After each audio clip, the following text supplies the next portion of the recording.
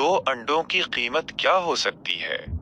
चंद रुपए या फिर एक मुकम्मल घर की तबाही, जहां एक छोटी सी गलत फहमी ने एक खुशहाल घर को मिनटों में बर्बाद कर दिया। ये कहानी सिर्फ अंडों की नहीं, बल्कि हमारे मुआशरे की आना, गुस्से और जज्बात पर काबू न पाने की है। एक आम से घर में सुबह का वक्त है। बावर्ची खाने में एक औरत, जिसका नाम आयशा है, हंसती मुस्कुराती नाश्ता बना रही है।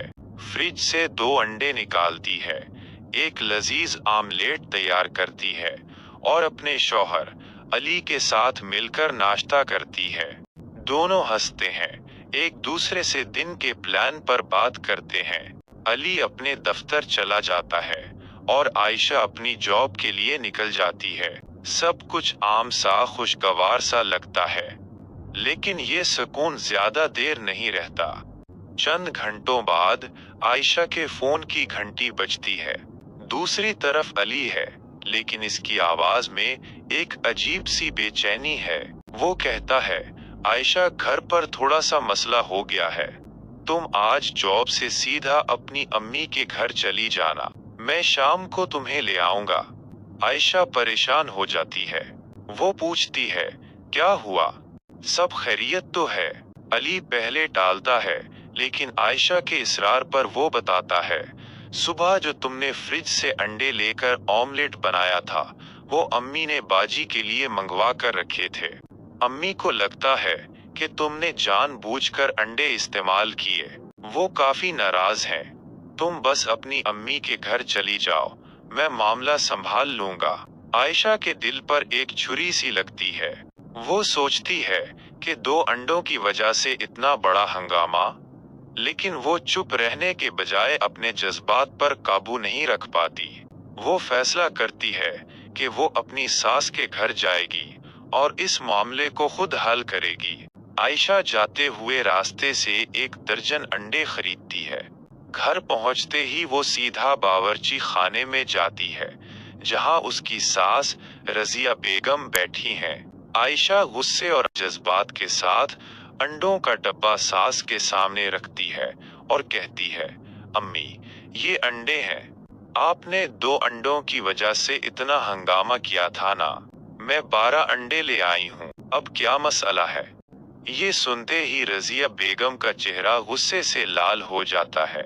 वो अपने बेटे अली को आवाज देती है, जो उस वक्त घर पहुंच चुका होता है।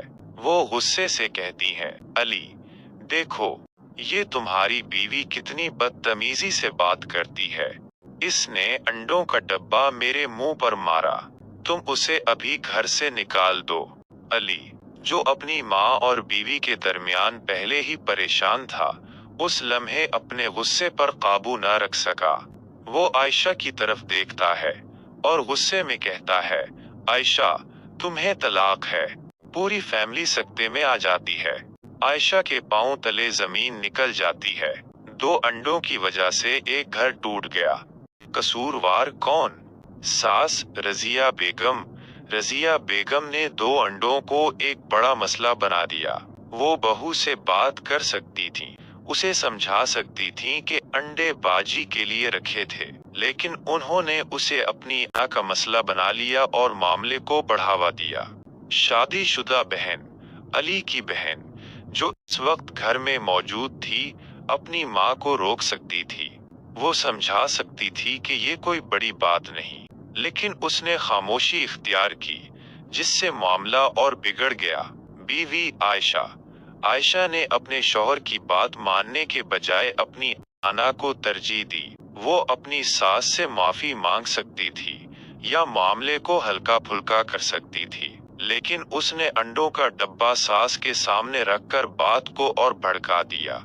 शौहर अली, उसने अपनी माँ और बीवी के दरमियान तवाज़ुन कायम करने की कोशिश ही नहीं की। वो अपनी माँ को समझा सकता था कि दो अंडों की वजह से इतना बड़ा झगड़ा नहीं करना चाहिए, लेकिन उसने दबाव में आकर एक इंतहाई कदम उठाया और तलाक दे दी।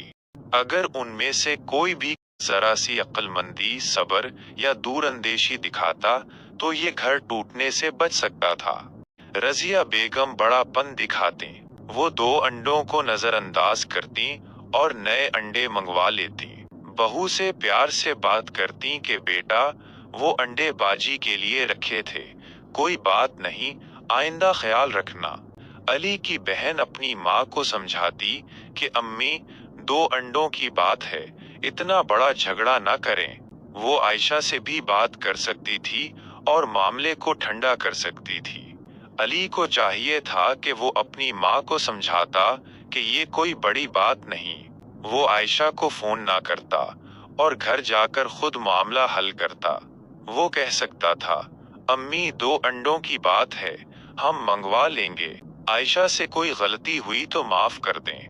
आयशा को अपनी अन्ना को एक तरफ रखना चाहिए था। वो शौहर की बात मानकर अपनी माँ के घर चली जाती, या घर जाकर खामोश रहती, या फिर सास से माफी मांग लेती। अम्मी, मुझे पता नहीं था कि वो अंडे बाजी के लिए थे। माजरत, आइंदा ख्याल रखूंगी। अली को अपने गुस्से पर काबू रखना चाहिए था। वो आयशा से नाराज हो सकता था, उसे कुछ दिन के लिए माँ के घर भेज सकता था, लेकिन तलाक जैसा इंतहाई कदम न उठाता। पैगाम, ये सिर्फ 2 अंडों की बात नहीं, बल्कि हमारे मुआशरे की है।